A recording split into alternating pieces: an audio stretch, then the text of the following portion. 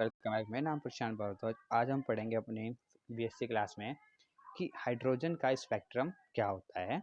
क्या पढ़ेंगे कि हाइड्रोजन का जो स्पेक्ट्रम होता है वो क्या होता है। तो ये सब हमें पता है, ये सब कुछ हाइड्रोजन के स्पेक्ट्रम होते हैं, इनकी वैल्यू हमें पता है भाई। रेडबर्ग कह रहा हूँ, लाइमन बाल्मर ये सब इन्हें बोलते हैं। अच्छा, तो चलो हम एक बार देखते हैं कि आता कैसे है। ये रेडबर्ग का जो फॉर्मूला निकलता है आता कैसे है। अच्छा, तो यार एक चीज़ मैं तुमको थोड़ा रिवाइज करा दूं। बोर ने अपने मॉडल में एक चीज़ बोली थी क्या, कि जब कोई इलेक्ट्रॉन लोअर, जैसे मान के चलो ये n हमारा 1 है, ये हमारा n 2 है, ठीक है। तो बोर ने अपने मॉडल में एक चीज़ बोली थी क्या, बोर ने बोला था जब कोई इलेक्ट्रॉन लोअर एनर्जी से हायर एनर्जी में जाता है या हायर एनर्जी से लोअर एनर्जी में आता है, तो वो इस दौरान अपनी एनर्जी को चेंज करता है। जब वो लोअर से हायर में जाएगा तो वो एनर्जी को क्या करेगा, गेन करेगा, एनर्जी को वो गेन करेगा। और जब वो हायर से लोअर में आएगा तो एनर्जी को वो रिलीज करेगा, एनर्जी को रिलीज करेगा। और जो ये एनर्जी रिलीज होगी किसके फॉर्म में होगी, फोटॉन्स की फॉर्म में होगी। किसके फॉर्म में होगी, फोटॉन्स की फॉर्म में होगी। अब दूसरी जो हमें ये भी पता है कि जो एनर्जी होती है हर एक फोटोन की, उसका फॉर्मूला कुछ इस प्रकार होता है, E is equals to h mu, जिसमें एच मेरा होता है प्लैंक कांस्टेंट, म्यू मेरी होती है फ्रीक्वेंसी, है ना। ये सब हमने पढ़ा हुआ है। अच्छा, तो अब इसी के बेसिस पर जो था बोर, उसने एनर्जी फॉर्मूला दिया था। जैसे बोर ने अपना रेडियस दिया था, ऐसे उसने एक एनर्जी का फॉर्मूला दिया था। वो कुछ ये मैं आपको ना डेरिवेशन करा दूंगा इसकी, ठीक है। वो क्या था, वो कुछ वैल्यू ये आई थी -13.6 Z square divided by n square electron volt, ठीक है, माइनस में। अच्छा, तो अब तुम्हें इसमें देखना क्या है, इसमें मैं बता दूं, ये जो जेड होता है ये क्या होता है तुम्हारा, इसको हम एटॉमिक नंबर बोलते हैं। क्या बोलते हैं, एटॉमिक नंबर। आर होता है, ये शेल होते हैं, मतलब कौन से में घूम रहा है, 1 में घूम रहा है 1, 2 में घूम रहा है 2, 3 में घूम रहा है 3, ठीक है, सो ऑन, ठीक है। तो हमें ये फॉर्मूला पता है कि भाई बोर ने अपना एक फॉर्मूला दिया था ये। अब इसी फॉर्मूले को थोड़ा और अच्छे से पढ़ते हैं। तो देखो मैंने आपको बताया जब कोई इलेक्ट्रॉन हायर से लोअर में जाता है, लोअर से हायर में जाता है, और एनर्जी का तो गेन करता है, लॉस करता है। तो इसी के बेसिस पे हम एनर्जी निकालते हैं। जैसे मैं निकालता हूँ, तो मैंने निकाला, चेंज निकाला। चेंज कैसे निकालते हैं, n2 माइनस n1 है ना, en2 माइनस en1। चेंज क्या निकाल रहा हूँ कि जब वो, मैं निकाल रहा हूँ जब वो n2 से n1 पर आ रहा है तो कितना एनर्जी में चेंज होगा, ठीक है, en2 माइनस en1। अच्छा, हर एक की एनर्जी क्या होती है, -13.6 Z square divided by n square, है ना, माइनस। अब इसकी भी ऐसे माइनस में। अब यहाँ पे जो मैंने लिया n2 क्यों लिया, क्योंकि यहाँ पे इसका हो जाएगा n2 से ले रहे, क्योंकि यहाँ पर n2 की बात कर रहे हैं तो हम n2 लेंगे और यहाँ पर n1 लेंगे, ठीक है। माइनस में जाएगी ये भी 13.6 Z square divided by n1 का होल स्क्वायर। अब देखना मैंने क्या करा, मैंने यहाँ से क्या करा, मैंने यहाँ से माइनस कॉमन लिया और 13.6 जेड स्क्वायर कॉमन लिया, क्योंकि ये दोनों में है ना, तो मैंने कॉमन लिया। जैसे मैंने यहाँ पे कॉमन लिया तो उसकी वैल्यू जो है वो कुछ इस प्रकार आई, 13.6 जेड स्क्वायर। अब ये चीज़ आगे आ जाएगी क्योंकि माइनस माइनस प्लस, तो 1/n1 का होल स्क्वायर माइनस 1/n2 का होल स्क्वायर।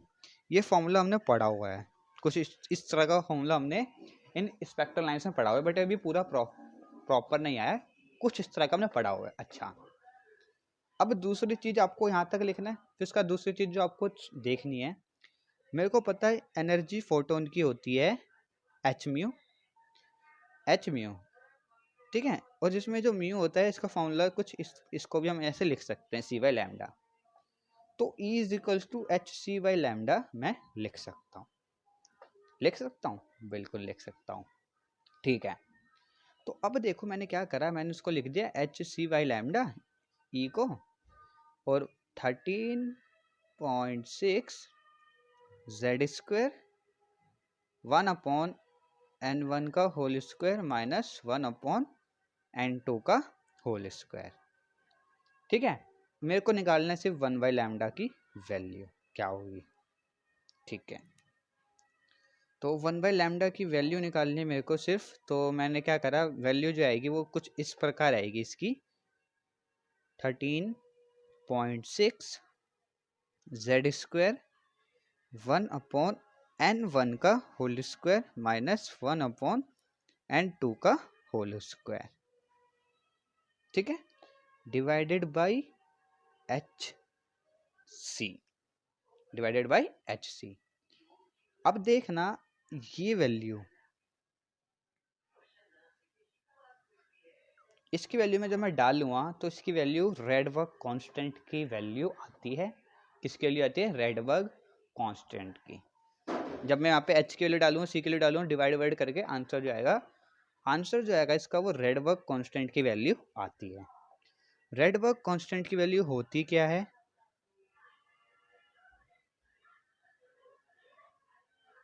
रेडबर्ग कांस्टेंट, मैं बोल रहा हूँ इसकी वैल्यू हमें पता है, इसकी वैल्यू कुछ इस तरह होती है 1.097, बहुत आगे आगे तो होता है 10⁻⁷ मीटर। ये किसके लिए होती है? रेडबर्ग कांस्टेंट की।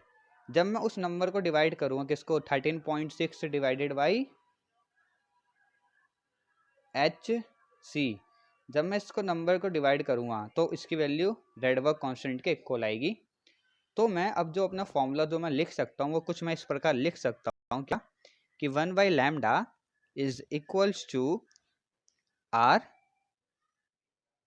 आर क्या है? रेडबर्ग कांस्टेंट, जेड स्क्वायर था, है ना, Z square 1/n1 square minus 1/n2 square. ये आपका होता है फॉर्मूला। हमें सिर्फ हाइड्रोजन एटम का पढ़ना है, तो Z की वैल्यू क्या हो जाएगी? 1 हो जाएगी। तो फॉर्मूला आ जाएगा 1 बाई लैम्डा मतलब wavelength is equals to R 1/n1 square minus 1/n2 का होल स्क्वायर। ये जो स्पेक्ट्रल लाइंस होती है हर एक एटम की अलग अलग होती है। हमारे सिलेबस में सिर्फ हाइड्रोजन की है, तो सिर्फ हम हाइड्रोजन की पढ़ेंगे। अच्छा चलो, तो अब मैं आपको कुछ और बात बताता हूँ, तो उसे समझना। मैंने यहाँ ना बहुत सारी स्पेक्ट्रल लाइंस बनाई।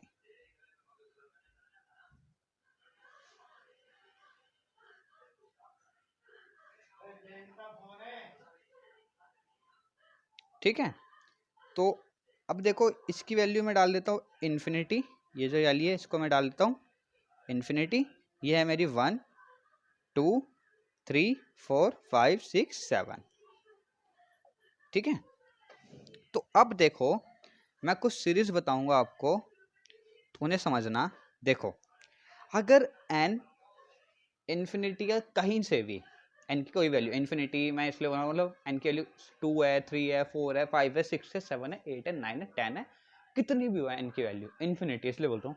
अगर n इन्फिनिटी से स्पेक्ट्रल लाइंस 1 वाले पर आती है, n1 पर आती है, किसी भी n से, इस वाले n से भी अगर 1 वाले पर आती है, किसी से भी अगर 1 वाले पर स्पेक्ट्रल लाइंस आती है, तो उन टाइप की स्पेक्ट्रल लाइंस को हम बोलते हैं क्या? लाइमन। उन टाइप की स्पेक्ट्रल लाइंस को हम बोलते हैं कौन सी सीरीज? Lyman series. ठीक है। दूसरी चीज, अगर n इन्फिनिटी मतलब वही 1 2 3 4 5 6 7 8 9 10 11 12 13 14 कुछ भी n इन्फिनिटी से स्पेक्ट्रल लाइंस आती हैं किस पर? सेकंड वाली n पर, कहीं से भी। n इन्फिनिटी बोल रहा हूँ इसलिए 3 4 5 6 7 8 9 10 कहीं से भी अगर स्पेक्ट्रल लाइंस आती है किस पर, सेकंड वाली पर, तो उस टाइप की सीरीज को मैं क्या बोलता हूं, बाल्मर सीरीज। कौन सी सीरीज, बाल्मर सीरीज। ठीक है। तीसरी चीज समझो, अगर n इन्फिनिटी, में हमेशा इन्फिनिटी बोल रहा हूँ, ऐसे 3 4 5 ऐसे नहीं बोल रहा हूँ, ऐसे बाद में बताऊंगा। n इन्फिनिटी से कोई भी स्पेक्ट्रल लाइंस आती है n3 पर, n3 पर कोई भी स्पेक्ट्रल लाइंस आती है किस पर, n3 पर, ठीक है, कहीं से भी, यहां से आ रही है तो यहां से, यहां से आ रही है, यहां से, n3 पर अगर आती है तो उस टाइप की स्पेक्ट्रल लाइंस को हम बोलते हैं पास्चन सीरीज। कौन सी सीरीज, पास्चन सीरीज। ठीक है। अब अगर n इन्फिनिटी से n4 वाली पर स्पेक्ट्रल लाइंस आती हैं किस पर, 4 वाली पर, उस टाइप की सीरीज को हम बोलते हैं कौन सी, ब्रैकेट सीरीज। और अगर n इन्फिनिटी से n5 पर आती है किस पर, n5 पर आती है, तो उस टाइप की सीरीज को हम बोलते हैं कौन सी सीरीज, पी फंड सीरीज। कौन सी सीरीज, पी फंड सीरीज। तो जो हाइड्रोजन एटम होता है उसकी ये 5 सीरीज होती है, Lyman, Balmer, Paschen, Brackett, Pfund. Okay. अब मैं आपको इन सब के बारे में कुछ बताता हूं।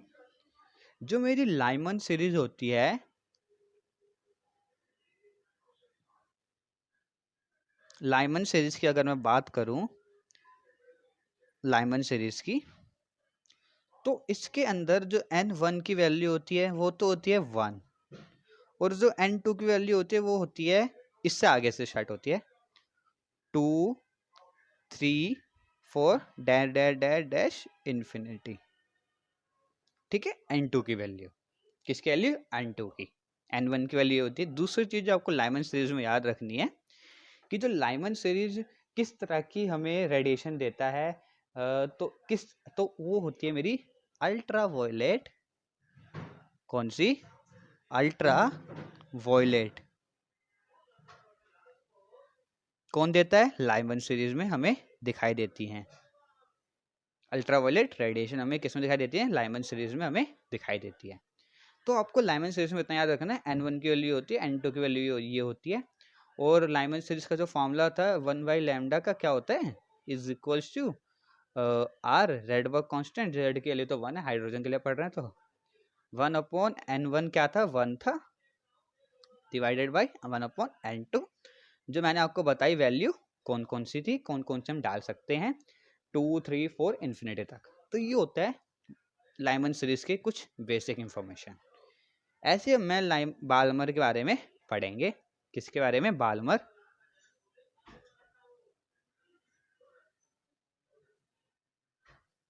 Balmer series.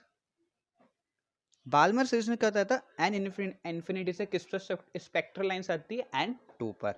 तो n1 की वैल्यू क्या हो जाएगी इसमें, 2, और n2 की वैल्यू हो जाएगी इसमें 3 4 5 6 7 8 9 डैश डैश डैश इन्फिनिटी तक। ठीक है, आपको बस ये चीजें याद रखनी है इनमें, ये चीजें आपको इनमें याद रखनी है। तीसरी चीज, जो लाइमन सीरीज होती है किस तरह की वो रेडिएशन देती है, तो जो रेडिएशन देती है वो होती है मेरी विजिबल। कैसी होती है, विजिबल। कैसे रेडिएशन देते हैं वो, विजिबल रेडिएशन हमें देती है। कौन सी है, बाल्मर सीरीज।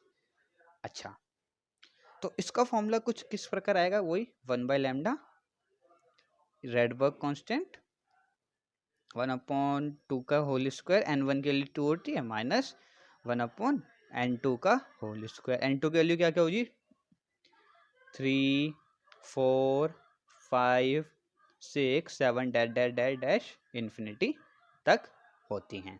किसकी वैल्यू, n2 की वैल्यू। तो ये 2 सीरीज होगी हमारे अच्छे से। अच्छा, तीसरी सीरीज होती है पास्चन सीरीज। कौन सी सीरीज, पास्चन सीरीज। पास्चन सीरीज में जो n1 होता है वो क्या होता है, 3। हमने पढ़ा था कि पास्चन सीरीज में क्या होता है कि जो स्पेक्ट्रल लाइंस होती है वो n इन्फिनिटी से किस पर आती है, 3 पर आती हैं, तो हम उन्हें बोलते हैं कि कौन सी सीरीज है, पास्चन सीरीज है। और n2 की जो वैल्यू होती है इसमें वो होती है मेरे पास इसके आगे से 4 5 6 dash dash dash dash infinity तक। तीसरी चीज आपको क्या मतलब दूसरी चीज एक तो यही थी, दूसरी चीज आपको क्या याद रखनी है इसमें कि किस तरह की रेडिएशन देता है। ये हमें देता है इंफ्रारेड रेडिएशन हमें इसमें दिखती है। कैसी इंफ्रारेड रेडिएशन हमें दिखती है किसमें, पास्चन में। अच्छा अब आपको एक बात बताऊं, जो हमारी होती है ना लाइमन बाल्मर, इन दो में अलग दिखते हैं, बाकी जो पास्चन ब्रैकेट पीफंड होते हैं इन तीनों में एक तरह की हमें रेडिएशन दिखती है, एक तरह की हमें रेडिएशन दिखती है इन तीनों में। तो तीनों की रेडिएशन कैसी होती है, इंफ्रारेड। किन तीनों की, पास्चन ब्रैकेट पीफंड, इन तीनों की रेडिएशन होती है सेम। कैसी होती है, इंफ्रारेड। बाकी जो लाइमन होती है उसकी होती है अल्ट्रा, और जो बाल्मर होती है उसकी होती है विजिबल। अच्छा पास्चन हो गया। अब हम पढ़ते हैं ब्रैकेट सीरीज। कौन सी सीरीज, ब्रैकेट सीरीज। ब्रैकेट सीरीज मैंने आपको क्या बताई थी कि जिसमें 4 पर आती है स्पेक्ट्रल लाइन, कहाँ से, एन इन्फिनिटी से। इन्फिनिटी में इसलिए बोल रहा हूँ इसमें एन के लिए 5 6 7 8 dash dash dash dash infinity तक ले सकता हूँ। तो जो N2 के लिए होती है क्या होती है, इन्फिनिटी होती है। कैसी रेडिएशन देता है, इंफ्रारेड, इंफ्रारेड रेडिएशन ये हमें देता है। अच्छा लास्ट होती है वो होती है मेरी पी फंड सीरीज। कौन सी सीरीज, Pfund series. Pfund series क्या होती है, पी फंड सीरीज में क्या होता है कि स्पेक्ट्रल लाइंस एन इन्फिनिटी से किस पर आती हैं, 5 पर आती हैं, जिसमें N2 की वैल्यू क्या होती है, इसमें इन्फिनिटी हो जाती है। क्या हो जाती है, तो मैंने क्या बोला इसमें हम N2 क्या लेंगे, इन्फिनिटी लेंगे। किसमें, पी फंड में। N2 इन्फिनिटी मतलब 6 7 8 9 डैश डैश डैश इन्फिनिटी तक हम इसकी वैल्यू ले सकते हैं। अच्छा ये किस तरह की रेडिएशन देता है, ये रेडिएशन वही देता है इंफ्रारेड। कैसी रेडिएशन देता है, इंफ्रा रेड रेडिएशन हमें देता है। अच्छा इसका जो फॉर्मूला होगा किस तरह से होगा, इसका फॉर्मूला होगा 1/λ is equals to R Rydberg constant, जिसकी वैल्यू मैंने आपको बता रखी है। क्या होती है इसकी वैल्यू होती है 1.097 10⁻⁷ मीटर होती है ना। अच्छा जो पी फंड सीरीज होती है, पी फंड सीरीज, उसमें N1 के लिए क्या होती है 5, क्या होती है 5 तो होती है, तो 5 का होल स्क्वायर माइनस N2 कुछ ना भी ले लो आप, 6 7 8 9 10 है ना। अच्छा तो ये सब थी मेरी कुछ series, Lyman Balmer Paschen Brackett Pfund. I think आपको समझ आ गया होगा। अब मैं जो कुछ बताने वाला हूँ वो बहुत ज़्यादा इम्पोर्टेंट होता है। होता क्या है, आपको एग्जाम में ना पूछ सकता है, मतलब एक तो न्यूमेरिकल इससे आता है, दूसरा आता है कि ना शॉर्टेस्ट वेवलेंथ और लॉन्गेस्ट वेवलेंथ के बीच में वेव नंबर निकालो। क्या निकालो, शॉर्टेस्ट वेवलेंथ और लॉन्गेस्ट वेवलेंथ के बीच में वेव नंबर निकालो। अच्छा तो एक चीज याद रखना, ठीक है, समझो, जिस हमने ना क्या करा, जैसे मैं किसी एक सीरीज पकड़ लेता हूँ, जैसे मैंने लाइमन को पकड़ा, जरूरी नहीं आप किसी को भी ले सकते हो, मैं लाइमन को ले रहा हूँ।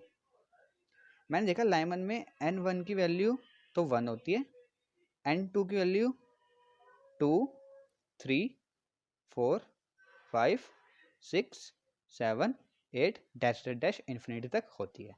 मैंने क्या करा, मैंने एक एक करके इन सबकी वैल्यू निकाली। पहले मैंने N1 और N2 मतलब N2 की जगह 2 रखा, फिर N2 की जगह मैंने 3 रखा, N2 की जगह 4 रखा, 5 रखा, 6 रखा, 7 रखा, 8 रखा। इन सब की वैल्यू मैंने निकाली। तो मैंने एक इसमें ऑब्जर्वेशन देखी।